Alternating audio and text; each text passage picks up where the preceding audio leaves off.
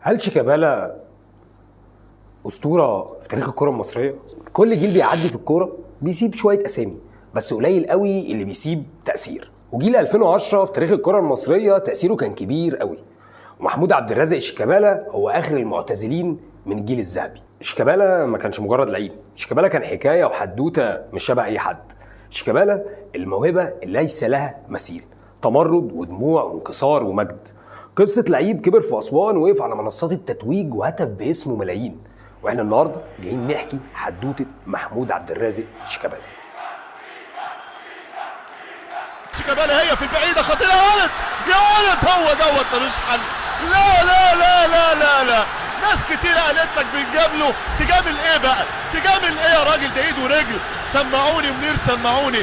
2 ضد 2، موقف سهل لشيكابالا بكعب رجله، عملها حلوه جدا، تخلص من واحد والتاني. شيكا هوبا، هدف مزيكا، هدف مزيكا. متشكرين يا محمد يا فاروق. واقفه اهو، قال له مش اقول لكم هيرقصوا، قال له تعالى يا عم انت رقصتني واحده. الله على كوره الشراب. الفرص ادي شيكابالا بيسدد جول مش ممكن، هدف عالمي. علي ليه شيكابالا عاوز يلعبها حلوه. الله.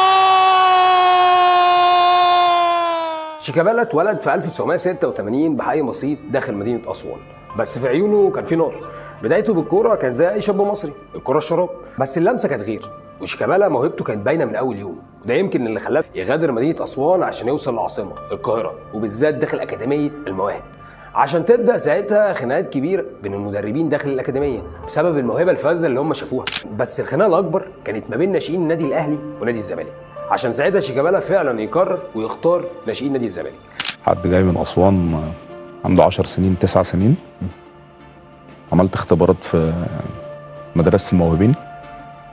كانت مدرسة الموهوبين مدرسة داخلية كان فيها كل الألعاب. نزلت الاختبارات، كان دكتور أشرف جابر والمفتي إبراهيم، حد من الأهلي وحد من الزمالك. ايوه. المدرسة دي ما كانش ينفع تبقى أنت فيها إلا غير وأنت ما بتلعبش في نادي يعني. فأنا خلصت ورقي في نادي أسوان وتمام، مفيش حاجة. ماشي. وانا جوه المدرسه ابتدت الموضوع يبقى سمحوا للناس تبقى جايه من انديه او كويس. فكان ده بيقول لي تعالى الاهلي وده بيقول لي تعالى الزمالك. بجد؟ فطبعا انا طالع من بيت كله زملكاويه. ابويا الله يرحمه يعني، الله يرحمه احسن. مره كسر التلفزيون. فما كانش ينفع اخش البيت لو قلت غير كده، مش هينفع. شيكابالا كان موهبه فذه، وده يمكن اللي خلى نادي زي نادي باوك انه يغامر ويتعاقد مع محمود عبد الرازق شيكابالا في سن ال 17. وخلال شهور فعلا في اليونان جماهير باوك تعشق محمود عبد الرازق شيكابالا. لمسات سحريه، ثقه، اداء جريء. بس طبعا الحلم ما يكملش. شيكابالا يرجع مصر بسبب التجنيد وضغوطات كبيره من اتحاد الكوره. اصل هي في الاخر ام الدنيا. شيكابالا فعلا يرجع نادي الزمالك في 2006، بس اللي رجع ساعتها ما كانش شيكا الطفل، كان شيكا النجم. لمساته تدرس من اول مره. شيكابالا جونه قدام الاتحاد محدش هينساه، ولا جونه قدام الاهلي من بره ال 18. الذكريات كلها محفوره داخل عقول جماهير نادي الزمالك. لكن بقى مع المجد وزياده اداء شيكابالا والشهره تبدا المشاكل. بس شيكابالا برضو مش سهل السيطره عليه، وتبدا بقى مشاكل وخناقات كبيره مع مدربين داخل نادي الزمالك. وشيكابالا يبتدي يغيب عن تمارين كتير. وشيكابالا الناحيه الثانيه كل ضوء الاعلام يبقى عليه، بس مش لاسباب كرويه. عشان تيجي مرحله الغربه الثانيه في مسيره محمود عبد الرازق شيكابالا. شيكابالا لعب في الامارات، وبعديها راح البرتغال، وبعديها راح السعوديه. بس كل محطه شيكابالا كان بيروح فيها كان بيبقى في حاجه ناقصه، عدم راحه، عدم استقرار. شيكابالا ابتدى يتنسي داخل الكره المصريه. بس داخل نادي الزمالك شيكابالا عمره ما اتنسى، اصل في الاول في الاخر ده بيته. عشان يرجع فعلا شيكابالا للمره الثانيه بعد الغربه لنادي الزمالك. بس المره دي شيكابالا ما كانش راجع كانه جناح طائر بقى وبيلعب على الوينج. شيكابالا ساعتها كان راجع ككابتن شيكا القائد والروح والعزيمه داخل نادي الزمالك. وفي 2020 شيكابالا يتعرض لعنصريه كبيره وهجوم من جماهير المنافس، وبرضه في نهايه القرن شيكابالا يتهاجم.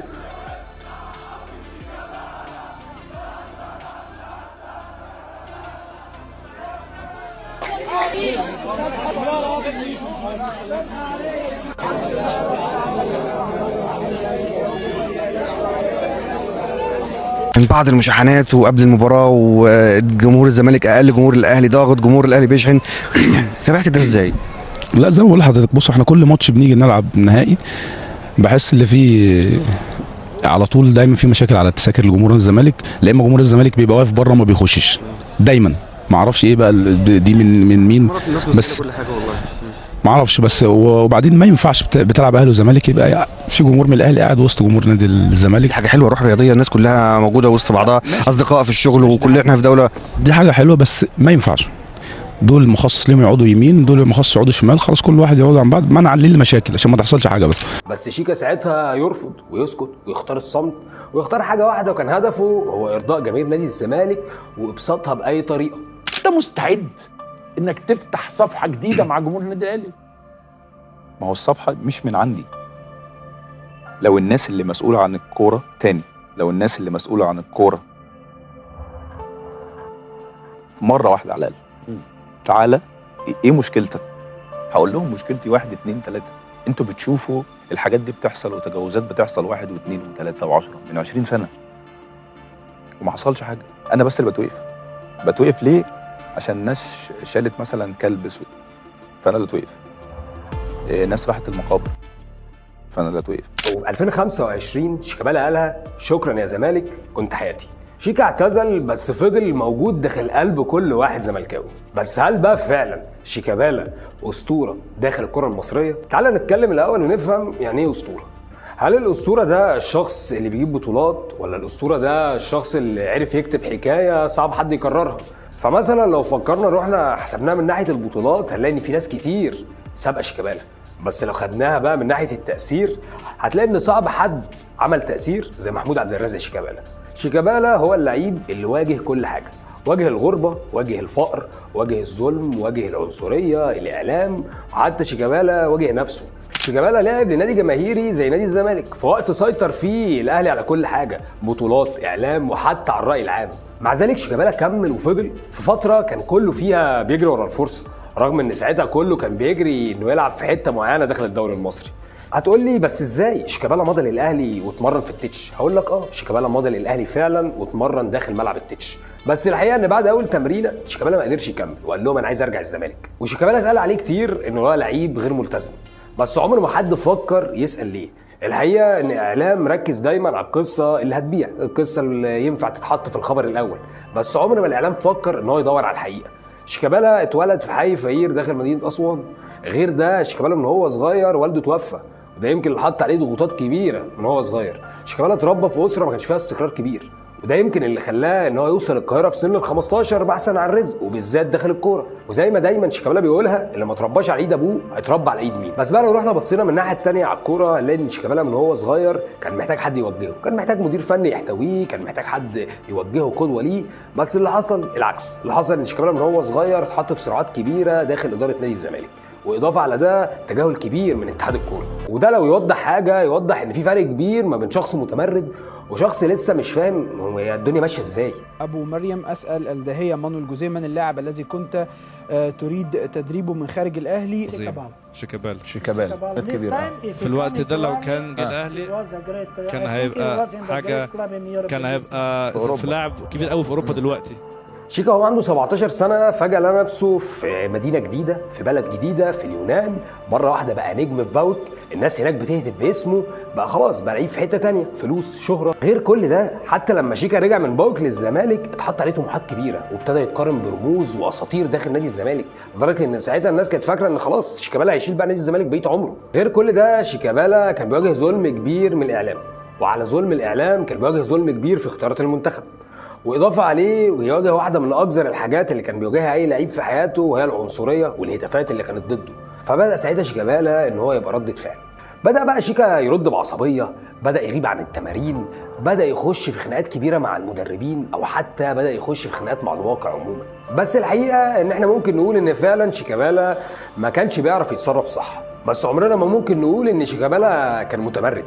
شيكابالا في الاول وفي الاخر كانت دايما نيته مش وحشه ولا نيته سيئه في اللي هو بيعمله. شيكابالا في الاول وفي الاخر اي حاجه كان بيعملها كان بيبقى فيها هو رده الفعل. شيكابالا مش اسطوره تقليديه، شيكابالا مش اسطوره ارقام، بالعكس شيكابالا اسطوره من نوع تاني. شيكابالا اسطوره الناس واسطوره الشارع. شيكابالا الزملكاويه ما حبوهوش عشان هو اللعيب المهاري، بالعكس الزملكاويه حبوا شيكابالا عشان هم شافوا نفسهم فيه. شافوا فيه الشخص اللي بيتحارب وبيكمل، شافوا فيه الشخص اللي دايما كان بيقع ويبقى احسن، شافوا فيه الشخص اللي دايما كان بيرفع راس نادي الزمالك في اسوأ واوحش الاوقات. شيكا كان وهيفضل وهيظل اسطوره. شيكابالا ما كانش غير ملتزم لانه مستهتر، شيكابالا كان انسان حقيقي.